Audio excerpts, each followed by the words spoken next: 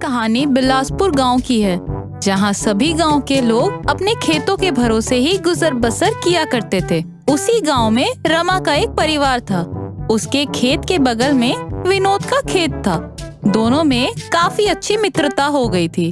कितनी अच्छी खेती है ना हमारे व्यापार भी काफी अच्छे चल रहे हैं अभी। हाँ मित्र, सही कह रहे हो तुम। हमारा व्यापार और खेती काफी अच्छा चल रहा है। हमें शहर जाने की जरूरत नहीं पड़ती है।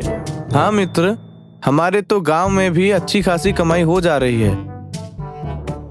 अब चलो सब्जी मंडी चलते हैं अपनी सब्जियों को लेकर। दोनों दोस्त सब्जी मंडी चले आते हैं और वहाँ बाकी लोगों के साथ अपनी सब्जी का व्यापार लगाते हैं और अपनी सब्जियाँ बेचने लगते हैं।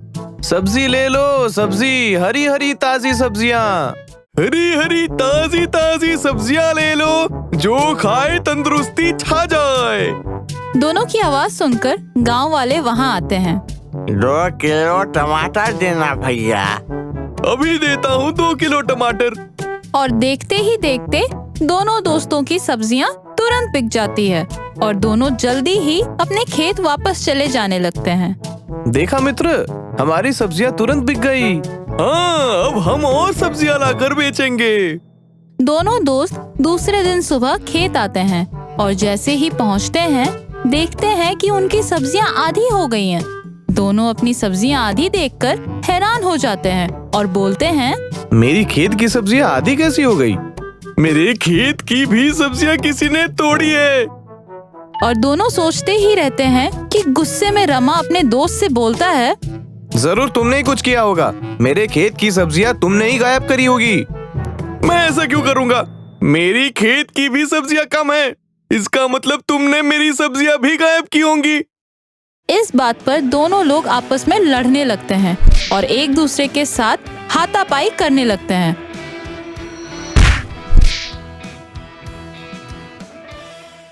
दोनों गांव के सरपंच जी के पास जाते हैं और एक दूसरे की शिकायत करने लगते हैं। सरकार, ये धोखेबाज दोस्त है, इसने मेरी सब्जियाँ गायब कर दी है। नहीं नहीं सरकार, रमा धोखेबाज है, इसने मेरी सब्जियाँ गायब की है। दोनों फिर से सबके सामने लड़ने लगते हैं। सरपंच जी दोनों को शांत करते हुए समझाते हैं, दोनों शांत हो जाओ, दोनों लड़ाई बंद करो। तुम दोनों के यहाँ से चोरी हुई है तो दोनों एक दूसरे के खेतों से कैसे चोरी कर सकते हैं? आखिर कौन है जो खेतों से सब्जियाँ चोरी कर सकता है? सभी सोच में पड़ जाते हैं। तभी गांव का कल्लू बोलता है, सरकार, वो चुड़ैल है। मैंने चुड़ैल को देखा है। वो रात में आती है और खेतों से सब्जियां चोरी करके अपने गुफा में चली जाती है। कल्लू की बात सुनकर सभी हक्के बक्के हो जाते हैं। किसी को यकीन ही नहीं होता है। इसका हमें आज रात को ही पता चलेगा। हम रात में चुड़ैल को देखेंगे। तभी अचानक चुड़ैल आती है और ढेर सारे सब्जियां लेकर गायब हो जाती है। उसे देखते ही सभी गांव वाले दौड़ने लगते हैं और अपने अपने घरों को भागते हैं। सभी रात में खेतों में छुपकर देखने लगते हैं और रमा और विनोद भी छुप छुप कर देखते हैं। अरे ये सच में चुड़ैल है, ये तो डरावनी चुड़ैल है। ऐसे करके तो वो चुड़ैल हमारे से सारे खेतों की अनाज गायब कर देगी और हम उसका कुछ बिगाड़ नहीं पाएंगे। विनोद और रमा दोनों सरपंच जी के पास आते हैं और बोलते हैं, हमें कुछ उपाय करना होगा, नहीं तो ये हमारे पूरे खेत की बर्बादी कर देंगे। मेरे पास एक उपाय है। बोलो, क्या उपाय है? मैं और रमा दोनों जुड़वा चुड़ैल बनकर रात को जाएंगे और उससे डराने की कोशिश करेंगे। सरपंच जी उसकी बातें सुनकर थोड़ा घबराते हैं और फिर मान जाते हैं। रात होते ही रमा और विनोद चुड़ैल के कपड़े पहनकर खेतों में छुप जाते हैं और चुड़ैल के आने का इंतजार करते हैं। कुछ देर होते ही चुड़ैल आती है और तेजी से खेतों से बचे कुचे सब्जियां लेने लगती हैं। मजा आ गया, मैं ढेर सारे इस गांव से ले जाऊंगी। तभी नकली चुड़ैल बने हुए रमा और विनोद आते हैं और चिल्लाते हुए बोलते हैं, कौन हो तुम और तुम हमारे खेत में क्या कर रही हो? ये हमारे खेत है, यहाँ से सिर्फ हम चोरी कर सकते हैं। विनोद भी चुड़ैल बनकर चिल्लाता हुआ बोलता है, हाँ, हम जुड़वा चुड़ैल है, तुम्हें हम खा जाएंगे। जिस तरह हमने एक चुड़ैल को मारा है, ठीक उसी तरह तुम्हें भी मार देंगे। दोनों जुड़वा चुड़ैल के बातें सुनकर असली चुड़ैल डर जाती है। मुझे माफ कर दो, मुझे नहीं पता था कि यह तुम्हारे खेत है। मैं दूसरे यहाँ चली जाती हूँ। तभी रमा को कुछ शक होता है और वो चुड़ैल से बोलता है, तुमने अपने चेहरे पे क्या लगाए रखा है? जल्दी से चेहरे से नकाब हटाओ, नहीं तो मैं तुम्हें खा जाऊंगा। डरी हुई चुड़ैल भागने लगती है और दोनों दोस्त जुड़वा चुड़ैल बने हुए उसके पीछे पीछे जाते हैं और उसके चेहरे से जबरदस्ती करके नकाब हटा देते हैं और देखते हैं कि ये कल्लू चोर है।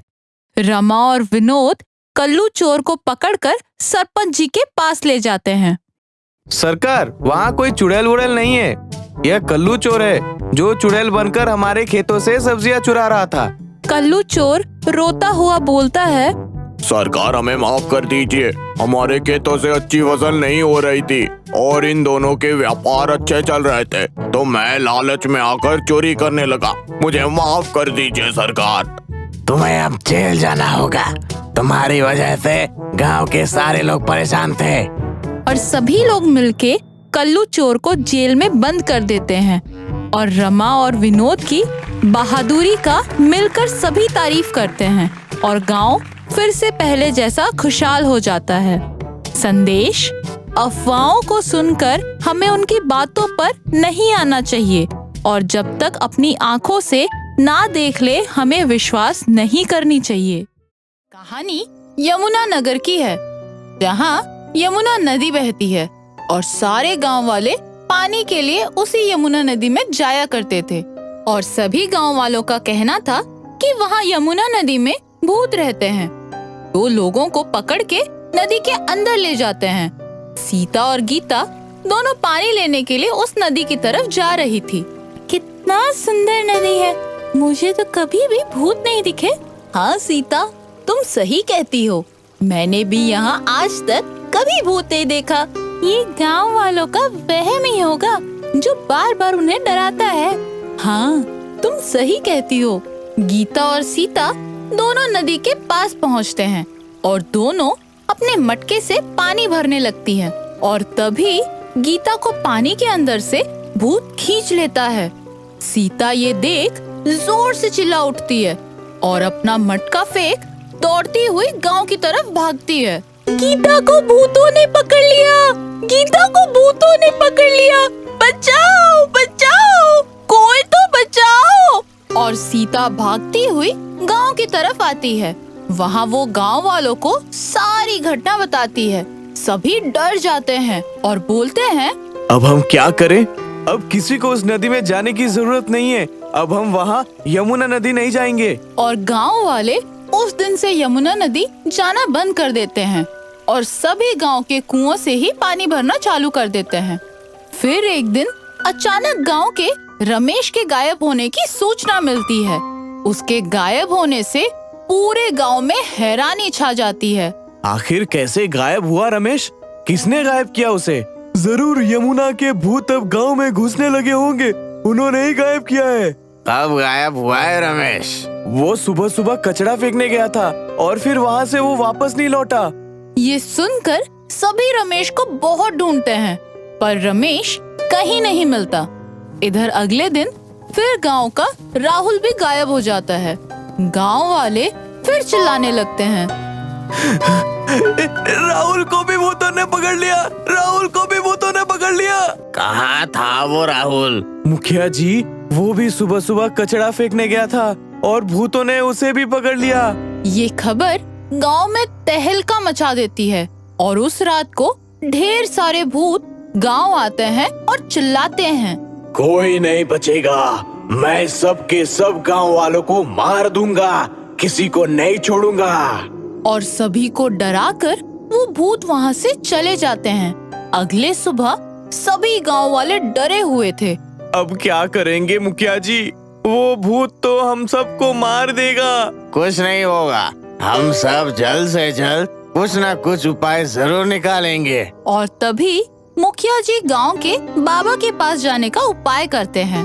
हम सबको गांव के बाबा के पास जाना होगा, वहीं कुछ न कुछ कर सकते हैं। और सभी गांव के बाबा के पास जाते हैं।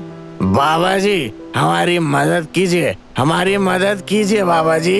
बताओ क्या हुआ है, मैं तुम लोगों की मदद कैसे करूं? बाबा जी भूतों ने हमारे गांव पर हमला कर दिया है और वो हर रोज हमारे गांव के लोगों को पकड़कर ले जा रहे हैं। और तभी बाबा बोलते हैं, हमें उन भूतों को पकड़ना होगा और इसलिए हम सबको यज्ञ करना होगा। गांव वाले तुरंत मान जाते हैं और तभी यज्ञ की तैयारी में लग जाते हैं। धर बाबा मंत्र पढ़ने लगते हैं। ओम चामुंडाय नमः। बाबा मंत्र पढ़ते हैं और तभी वहाँ ढेर सारे भूत चिल्लाते हुए आते हैं। गांव वाले देख के डर जाते हैं और सारे भूत हवा में उड़ने लगते हैं। तुम गांव वालों को क्यों मारना चाहते हो? हम नहीं मारना चाहते हैं, वो खुद मारना चाहते हैं और तो और वो लोग दूसरों को भी मार रहे हैं। ये सुनकर बाबा काफी हैरान होते हैं और गांव वाले भी सुनकर काफी हैरान होते हैं। क्या बोल रहे हो तुम? गांव वाले कैसे मार रहे हैं? ये लोग यमुना नदी में लगातार प्लास्टिक और कचरा फेंक रहे हैं, जिससे ढेर सारे गाय बकरियां मर रहे हैं और नाम मेरा लग रहा है कि भूतों ने हमारे जानवरों को मार दिया।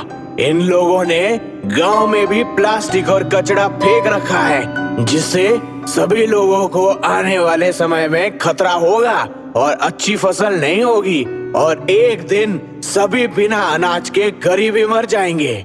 सारी गलतियां ये गांव वाले ही कर रहे हैं। इन्हें प्लास्टिक नहीं फेंकनी चाहिए। हम सारे भूत इन सब चीजों से दुखी हैं और हम शांति से रह नहीं पा रहे हैं। सारे गांव वाले समझ जाते हैं और सभी अपनी गलतियों की माफी मांगते हैं और बाबा भी गांव वालों को समझाते हैं। आज से तुम लोग यमुना नदी में प्लास्टिक नहीं फेंकोगे और गांव में भी प्लास्टिक और कचरा नहीं फेंकोगे। हम सब इसके लिए क्षमा मांगते हैं। अब से ये गलती नहीं करेंगे हम लोग। अब भूत लोग आप हमारे लोगों को लौटा दें। तुम सब सफाई रखो, सारे लोग खुद ब खुद वापस आ जाएंगे। उस दिन से सारे गांव वाले हर जगह सफाई रखने लगते हैं और प्लास्टिक को इधर उधर फेंकना बंद कर देते हैं।